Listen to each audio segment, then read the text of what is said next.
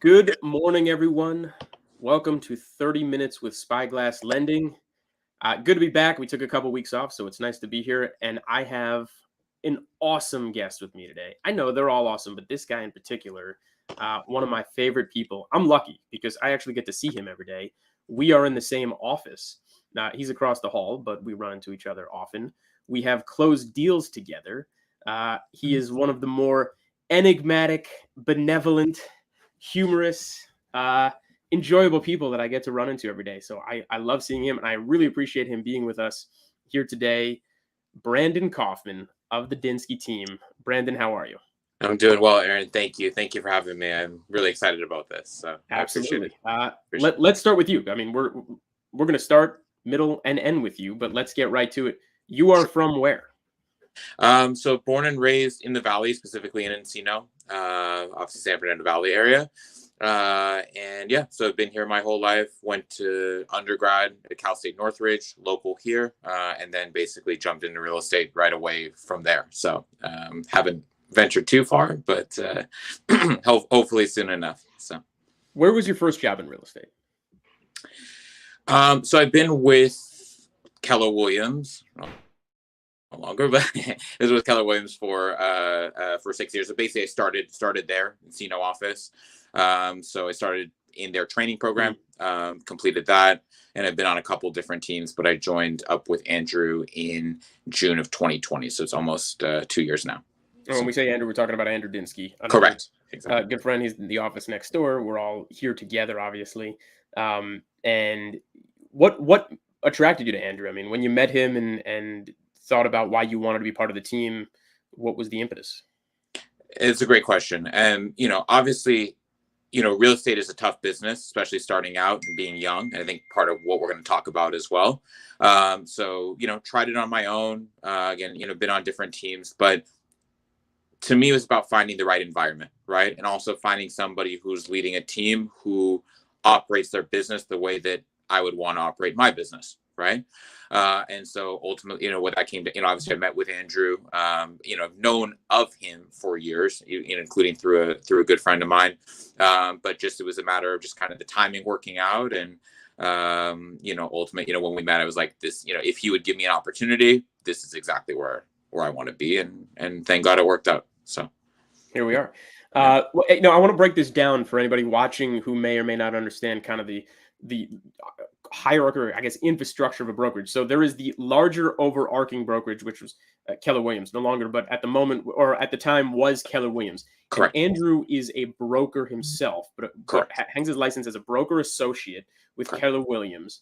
And then underneath him, he can then recruit agents or recruit people to the team because he has what's known as the Dinsky Team, and he recruited you to be a part of that. That's exactly right. Right. So, ultimately, Andrew has his broker's license. I have my salesperson's license. I've been doing it long enough that I could get my broker's license. But for us, it makes sense to be under a broker, right? They have the infrastructure. They keep the lights on, and we can focus on what we're good at, which is, taking care of our clients, selling, finding deals. That's what we get paid for. Right. And obviously, as you mentioned, you are a sales agent. You work with buyers. We're going to talk a lot about that. Of course, you have listings as well. But, specific to the Dinsky Team, why don't you give us the title of the team and those responsibilities? Great. So when I started out with Andrew, is very much so we had just joined up with what's called a Redfin Partner Agent Program. Right. So that's a sort of invite only program. And so we're getting a ton of lead flow, all buyers, right, from multiple different price points, mostly lower price points. But that's kind of how I got started, proved myself with that. We closed probably 5 or 6 of them, which is more than average. So it was mostly in a buyer capacity. But obviously, as time has gone on, been able to leverage that into listings and bringing in business of my own. So I wouldn't say I'm just a buyer's agent. I do, on both ends of the coin. But also they brought me on probably about 6 months ago also to do what's called a client care director role. So, we carry several listings at a time. I think right now we probably have about 10 listings going, whether on the market or coming soon. Is that average, by the way? Is 10 the average, say per month? I wouldn't say necessarily on a monthly basis, but yes, generally we're carrying, 10 listings at a time about that. That'll keep you busy. Yeah, well, definitely. But there's a lot that goes on behind the scenes, right? So for example, we have a listing coming up in Sherman Oaks. We're coordinating, a flooring guy, electrician, painter, stager, cleaner, like all this stuff. That's just for one property, right? And Andrew and Alex, who runs our back end as well, doesn't have time to do all that. So that's why, I'm able to do that. I'm on the ground here. And so I can kind of bring my experience, but also, help in more of an operations role too. So that's part of what I do as well. So, All right, two-parter here. Are you enjoying it? yeah, no, Well, yeah. I love it because, ultimately it's, whether you're working with buyers or sellers, it's kind of like two different, you have to put on two different hats, right? And so even though I'm not the listing agent per se, right, on some of these deals, some of them I am, but obviously it helps to be able to, to interact with them. They trust you, because you're not just an assistant, right? You do have experience having bought and sold. So, whether you have to reassure them about certain things or, whatever the case may be, having that experience is valuable. So No doubt. And speaking of experience, I think the big question there, the second part of the question is, where do you go from here? Like, what's the next role? Sales manager or something, team leader, something like that, as the team grows? Potentially, right? So we are thinking about growing it. Obviously, people are the right fit. Obviously, trying to find some agents who have production already, so we can kind of catapult them to that next level. I think that was part of Andrew bringing me on. He saw that potential maybe in me. But yeah, I mean, having, that's going to require, somebody to manage leads, to oversee them, answer questions. So not everything is filtering back to Andrew. So eventually that's what it's going to be. I'm going to come out of this role, and then, potentially into more of a sales manager role, working my own deals. And then we have a full-time, admin who's handling some of these other tasks, whether they're licensed or not, could be. But that's kind of, where we are there. So got it down to a science. I love it. And I want to circle back for a moment and talk about those leads, because you had mentioned Redfin, and I think anybody watching might otherwise say, "Ooh, that name jumps out." And let's talk a little bit about what Redfin is, or specifically kind of their counterpart in the real estate world, Zillow, right? I mean, these are the two major places for leads. Is that fair to say? And ultimately, what's happening is that individuals would otherwise go search for property on either of those giants, these tech giants, these search engine giants for real estate, maybe Trulia as well. They're putting in the information, and then these larger places, the Redfin and Zillow, are filtering them back to agents like you. Now, you had mentioned, I think, what was the name of the Redfin? So there's a couple of different programs. So there's Redfin Partner Agent is what they call it, the partner program. And then Zillow has what's called Zillow Premier Agent, right? They're a little bit different, right? So the partner agent program, part of, again, why it's invite only is you're not paying for the leads up front, but they are taking a referral fee on the back end, right? So from an agent end, right, that's good for us because it's less overhead on the front end, okay? And if somebody's not motivated or they're not ready yet, you can say, I'm still willing to help you, right? But you don't take up a slot, because there's only so many leads you can have at a time. You're able to really focus on the people who are ready then and there. Okay. Difference with Zillow, right? You're paying for those leads up front. You pay for a certain zip code, right? And they give you a certain number of leads per month, but each one of those is incredibly valuable, right? Each of those leads could be $400 a lead, right? On average. Okay. So in a good price point. So you have to those you're going to you're going to, work that as best as you can to make sure that, your conversion rate is as high as possible. So it's just knowing the different dynamics. Those are the two, biggest out there. Homelight is another one that we, work with too. So we want to shout them out. They do a great job. So, it's just finding those right partners who value you value your time, and then you're obviously returning the favor too. So. No doubt. Now these buyer leads, okay, so they come in and obviously, they filter into your system. Sure. Someone like myself pre-qualifying them, and thank you very much, because you're often sending them my direction to do that, making sure they're worthy of your time to work with, obviously, and they're actually going to close. If and when you find them something, but the if and when the finding something.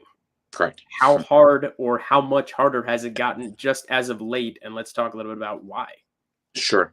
So yeah, I mean, it's definitely gotten harder, right? I mean, part of what's nice about something like Redfin, which I don't do as much now. We brought on somebody to handle that end so I can help Andrew with other things. But, the nice part is somebody's reaching out saying, I want to see this property, whatever it may be, right? It'll give you the information, it'll give you so it kind of makes it pretty plug and play.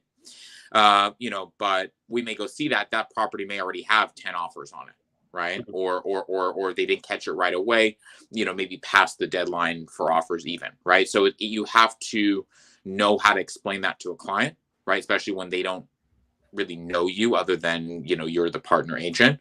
But just trying to navigate that. But yeah, I mean, it's gotten incredibly competitive. Not that it wasn't before, but there's just not a lot of inventory. And so you have to be, ultra good at what you do and, leverage any relationships that you have, try to get creative. That's what I'm doing. Like, even reaching out to agents who have rentals, right? Who that aren't moving, seeing if they'd be willing to sell. You have to get creative because most of the things that are coming on the market that look good, present well, are going within a week, multiple offers. We just offered on one where you were doing the buyer doing the loan.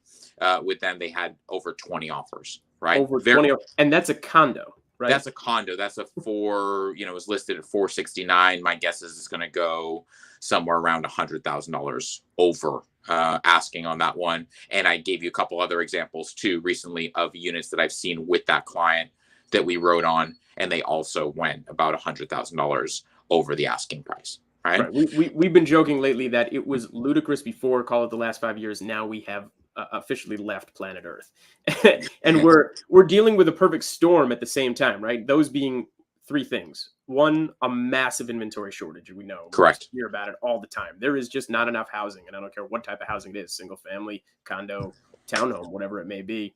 The multifamily space having its moment, and we'll talk maybe a little bit about that as well, or if you're interested in that. But second part of the storm, certainly the idea that the equity has shot up just ludicrous amounts. It was going up so much over the last decade, as we know, and then the pandemic hit, and wow, did it skyrocket in the last 18 months, of course, 20% or more. And now you have prices over asking, which are still appraising. That's the crazy thing on the back end. If somebody's listing something that they think might be a fair price, or maybe a little bit under that price because they're beefing it up, so they're going to get that, the frenzy, and then somebody just spiral it all up with the price, but still going 15-20% higher than these listing prices. And now the third thing, and from my end of the desk, is watching the interest rates rise. Correct. These last couple of years, they were just amazing, basically crazy like giving away the money for free, right? I mean, in the 2.5%, maybe sub 3% range. And now you're seeing that jump into the 4s and 5s very quickly. That's payment shock, man. And payment shock is never fun for anybody, especially those who may otherwise be trying to qualify for the price points you're talking about, $300,000, $400,000, $500,000, $600,000 condos, let's say. Right. Things start to shift pretty significantly when you're adding many hundreds of dollars per month in what they're trying to qualify for. Yeah, that's a very good point. And what I'll say too, you mentioned appraisals as well, is a lot of times the listing agents are asking you to remove appraisal, to remove loan. Somebody in that price point, though, again, I'm being generalized because that doesn't mean that that's always the case, but a lot of they're on the margin, right, already. So they don't have, they're putting, let's say 10% down. They don't have another 25, 50 grand to come out of pocket if it does appraise low. So, it doesn't mean that there's not a way to get it done, but you have to have somebody who's sort of willing to play the game and kind of roll the dice, with that. And also it's a little bit more difficult again from your end on a condo because there's an unknown, which is the HOA documents, the HOA, whether it's in good shape, a little bit different with a house where it's kind of more of a known quantity, right? We can kind of figure out what the value is, no HOA, they're W-2 very well qualified. We can feel a little bit better about doing a shorter loan contingency or maybe removing it altogether. So those are the kind of conversations that I'm having with people, and but not letting them get discouraged, letting them know that there is a way to to get it done. We just have to be more creative. That's what this is leading. That's what it comes down to. And then, look, the interesting thing is the norm in California, or at least Los Angeles forever, has always been a 30-day time frame to get something done. And I know that to most people here in Los Angeles or Southern California, that otherwise sounds normal, typical. That's Normal. still a pretty short porch. In other parts of the country, wasn't always the case. A lot of the Sure. closings would be longer than that, 45, 60, 90 days. Sure. And that seemed a lot more reasonable for people to get their act together, get their loan documents together, Hmm. a seller to get their their life together, Affairs close, in order. pack Yeah. up, and get out. But not here, not here. It's 30 days or less. And now, as you're stating, and what's been going on for quite a long time, and we're really hitting the frenzy here, is this notion of removing all of these contingencies inside Up of the front. 30 days. Up front. Yeah. Right, up front. No appraisal contingency. Move the loan contingency down all the way to 7 or 10 days, which I guess, sure, I'll tell you that in 7 or 10 days, it's going to be approved, hopefully. But due diligence periods, removing them as well. And then even lessening the 30 days down to 25, 23, 21 days, right? Right. Where it's like, that's what wins. That's just this little edge, or maybe some of the creativity you're talking about, or the appeasement to the seller or the listing agent, who otherwise wants to hear that. And Right. what you're up against is 25% cash buyer, 25% of the market, 25% of what has closed, Sure. in the past couple of years are cash buyers. And, just talking about that condo space, I mean, who's doing that? That means family members are often buying, parents are often Right. buying That's true. for all cash for their children Then to come in. refinancing later. You're up against that. Somebody who's out there, they're a W-2 earner, they've got a good job, and they're just trying to buy it themselves. And now they're up against, mom and dad who are like, no, I'm coming in here and paying all cash for my kid, who can buy this. And, that's the marketplace. And it doesn't just stop at the condo, right? That goes all the way up into the $1 million, $2-3 million single family homes. And let's talk a little bit about that and some of those Sure. that you've been working on. Sure. What are you seeing in that space happening in and around our neck of the woods, especially? I mean, you mentioned the San Fernando Valley. Why don't you talk a little bit about what you're seeing in those price points and those types of housing and price per square foot? Yeah, it's a great question. So, similar story there, but again, it depends on the area, it depends on the price point, right? A lot of the areas that we work, Sherman Oaks, Studio City, Valley Village, maybe out to Burbank and Pasadena as well. Those are the most desirable, my opinion, areas, in our market. So, it's ultra competitive, right? I think Andrew and I were looking at it, in Sherman Oaks, there's like 2 or 3 homes for sale under $2 million, right? That are, not on a major street, that are nice, the people, so each of those is getting a lot of offers. I have a client right now who's looking up to like 135, somewhere in that range, which again, for anywhere else in the country would be, you're like, wow, like, I made it. This is life. I'm retiring. I'm in like Flint, we're good. But, it's still, still challenging. And most people, what's happening too, you have to have those conversations with your buyers because things are being priced at 1,299. Okay. Right. So just under 1.3. It's like, oh, I can afford that. Mm-hmm. But no, right. Because, ultimately those 1.2 are going to 1.5, 1.6, even 1.45. So, it's starting at a level that would be doable and it's going to a level that is not. And so, setting those expectations and, obviously part of the process, you have to go see things, you have to see what they, what they trade for. But I think anything sub 2 million, it's still very hot. Because again, for somebody, like it's still, in the, even though it's a jumbo loan, it's still, in that affordability range. And, even the rates on jumbo, you'll talk more about it, but even like the rates on jumbos tend to be better than conforming right now. So, that doesn't necessarily scare somebody away as it maybe otherwise would. So, I would say definitely in that range, something that presents well. Look, the biggest thing is if it presents well and it looks good photos, good marketing, it's going to sell, right? The stuff that needs a little bit more work, needs a little bit more vision, those ones tend to, take a little bit longer to sell. But if there's any development play or an investor play in it, there's going to be interest because it may not be for an end user, but an investor's like, look, I can't find deals either. That's my business. I'll pay a little bit more to, for the opportunity. So we're seeing that too.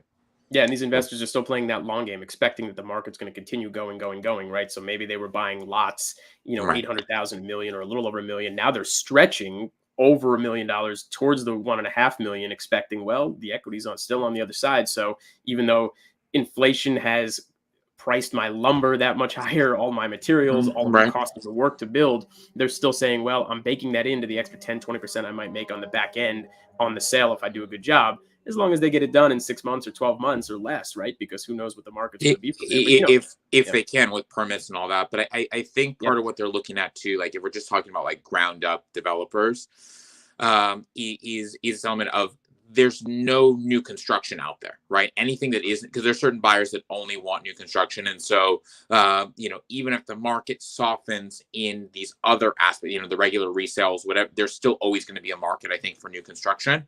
that's such a And great point, and that goes back to what we talked about the perfect storm. There is such a shortage of inventory, and you could try and tell anybody listening to that, but like really harping on that, having people understand, like, yes, there really is that much shortage of an inventory. So if anything of any taste of any new construction comes in the market, it's a massive frenzy for this if it's good. yeah, I mean they're going way over it, and also like that's what's available right now. But there was a time again where lumber shot up, and when so there's that where people didn't build, right? Similar like the car market, for example, right? They didn't have they weren't building cars, and so we're seeing the shortage, 6 months down the pike, right? For here, there was a time where they weren't building, so there's going to be, I think, even less new constructions available. So somebody's thinking right now, yes, it's going to take maybe 12 to 18 months, but I know that I'm not going to be competing really against a ton of new constructions at that point because other people have kind of stopped building, right? So it's kind of counterintuitive, but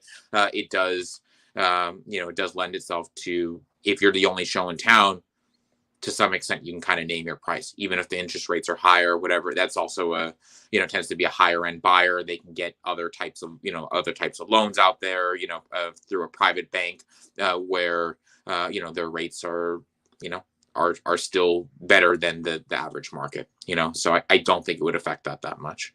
If that's what they're looking at. Yeah. Now, one thing I would say, and kind of circling back to the notion of creativity or Sure. or what it is you have to break through, especially when there are so many offers on something. I mean, Sure. you are perhaps the best person I've seen of this, and I've seen a lot, and I want to give you all the credit in the world. When Thank you you. write an email, when you make a phone call, when you write an email, it's almost poetic that you're sending to the other listing agent. Right. I love reading it. I love your professionalism. I love your follow-up. Personally, I mean, I just love everything about what you've said. And I've seen you win a few deals because of it, specifically because you just had the right tack and the right way to speak to that listing agent and to explain to them very clearly why you're client. And I mean, it's not just appealing to a seller on the other end, like, oh, we're going to take care of your house and we know you've loved it all these years. I mean, it's literally about that real estate agent who's listening on the other side, knowing that you're going to get it done, that the close is coming, that it's going to get done in the time frame that they're expecting, right? That that you're the right person to work with, and that your buyer is right. How have you honed those skills, I guess, and where does it go from here?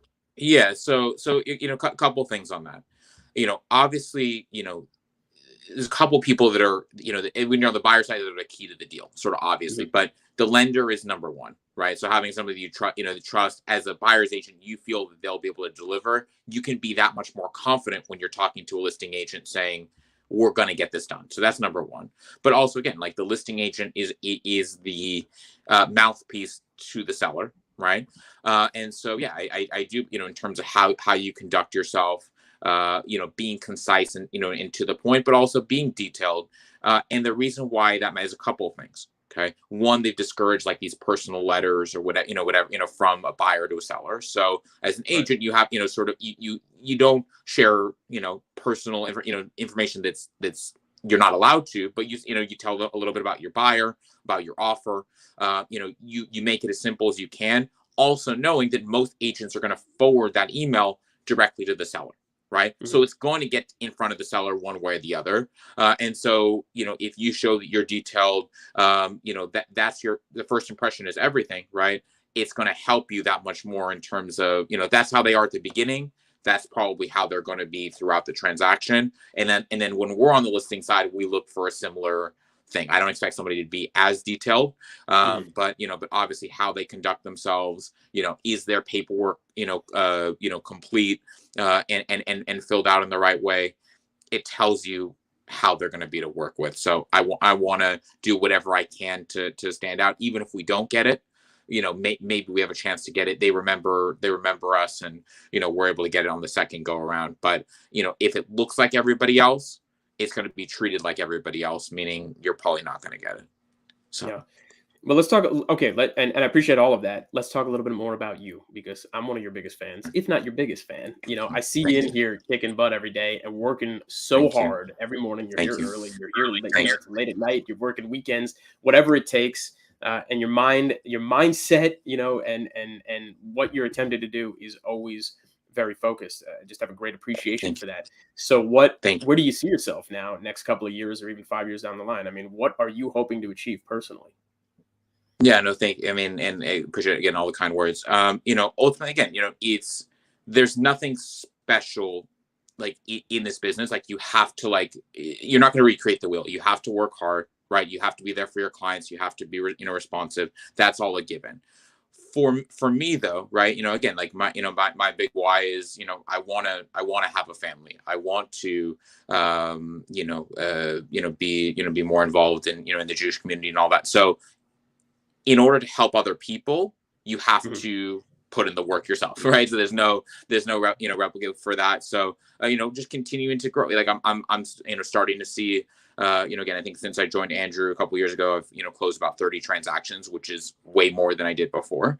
Yeah. And so just That's a continuing big to number. leverage. Let's Thank you. pause and appreciate that for a second, right? You Thank you. said you've done that a Thank you. little over a year. I mean, that's a Yeah. tremendous number. Yeah. Thank Both you. sides of the equation, right? The buy and the sell. Both, mostly Yeah. mostly buyers, but also on the listing side too, more recently.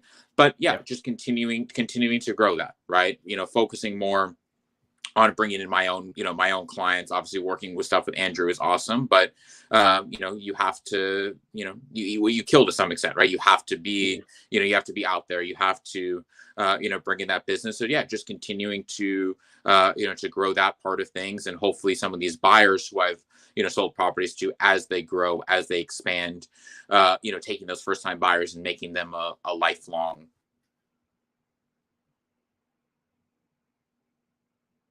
Oh, we lost audio there for a second. Maybe we can bring that Okay, here we back. go. Sorry, I Oh yeah, there we apologize. go. Yeah. But yeah, so I'm yeah, but there's a bit that's basically the idea. Just continue to grow that, and I love working with Andrew. I like our setup that we have here, and so if it ain't broke, don't fix it, right? Type of thing. There you go. Just Name broke, don't continuing fix it. to grow and trust that the process is going to work, right? You're not going to get every single deal, but knowing that you're doing the right things and it's going to pay dividends. That's that's what Well, it is. that is a very optimistic attitude. Do you share that same optimism for the market itself? I mean, let's talk now a little bit Sure. about what you see happening. I mean, we talked about the perfect storm as to what's going on right now, and hey, we're weathering it, and we almost enjoy holding on to like the mast as 90-per-hour winds are whipping around us. We're like Lieutenant Dan in the storm from Forrest Gump. Like, come on, Right. bring it on. Like challenge us Right. because that's the business. That's Right. how it should feel. Right. What about you? I mean, what do you think is going to happen with this market, the real estate market over the next couple of years? Now that we've kind of reached what feels like a crescendo. Right. So again, it's very hard to know, right? They always talk about like an act of God or something crazy happening to shift the market. You Yeah, know, there's a war going on right now. Let's call it what it is, right? And so you would think that yeah. something like that would have more of a downstream effect, and frankly, it just hasn't. Mhm. It's continued the way it is. So that gives me in a weird way some peace of mind, right? That Mhm. we've weathered a storm like that. I mean, obviously hopefully it doesn't get worse, but as long as the inventory stays low, even if the demand shrinks to some extent, we're still back at like even almost. Right now there's just such a deviation, right, between like demand so high and supply so low. Even it comes back to the middle, all right, then that it corrects, but it's not a huge drop, right? So Mhm. that's what I think. And also, and you would know this from the lending side, like so many people who you've had refinance, right, from a 5% rate to a 2.5% rate, right? Where are they going to go? Or why would they want to? I mean, they Yeah. pulled some cash out. They're basically did the equivalent of what selling would do. They're comfortable where they're at. So I don't see that bringing more inventory to the market. So do I see it continue to go up forever? No, but do I also is there the foundation, as we talked about, of bad loans out there, and sort of what the writing on the wall from 2008. I know No, you and there's not. Andrew lived it. I There's don't not see that that. debt. Yeah. I don't see that. So ultimately, you have people that are waiting on the sideline saying, oh, waiting for it to go down. I've been hearing that for 6 years. right? I haven't Yeah. been doing this forever, right? But I've been hearing you it know, for 12 years. right, Well, close exactly. to You know, 10, I close to mean, 10, yeah. and normally the cycles are 10 years. Yeah. But I don't put much weight into that. If you're going to buy something and you're going to stay there for a while, what difference does it make, right? Right. If you can afford that payment, even if something happens, whatever, you have enough reserves, why not buy? Because the rentals are not much cheaper either. they're almost the same as your mortgage, if not Yeah, more. rents have gone So up so much. I mean, you're right. There's an evening out, and crazy. we're and I hate to say it, but we've reached our 30 minutes. Otherwise, I'd love to talk to you for another 30. But we're gonna No leave worries. on that line. Why not Sure. buy it, right? Quote unquote from Brandon Yeah, I Kaufman. And mean, Brandon, why not buy? So, why not buy? I love it. Thank you for joining us today. This was my incredible. This pleasure. was amazing. As always, we'll have you back soon enough. Sounds Appreciate it good. greatly. All All right, right, let's thank you get so back to much, work. Aaron, and thank you Sure. guys for watching. I appreciate it. So, we'll talk to you soon. Thank you. All right, bye.